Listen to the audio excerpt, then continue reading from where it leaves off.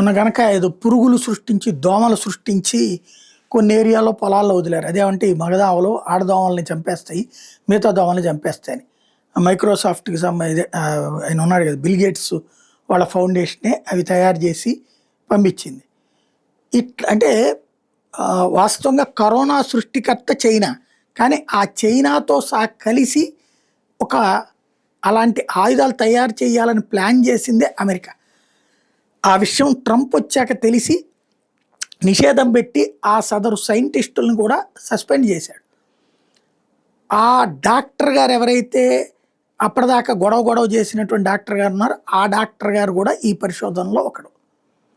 ఇది కీలకమైనటువంటి అంశం. ఇప్పుడు ఇది ఎందుకు చెప్పాల్సి వస్తుందంటే వెదర్ని మేఘాలు ఎటుపోవాలి, మేఘాలని డిస్టర్బ్ చేయడం, మేఘాలు వచ్చేలా చేయడం, అంటే వర్షాలు రావడం, వర్షాలు పోయేలా చేయడం, ఇట్లాంటి టెక్నిక్స్ని మీదన పరిశోధనలు చేపిస్తోంది అమెరికా.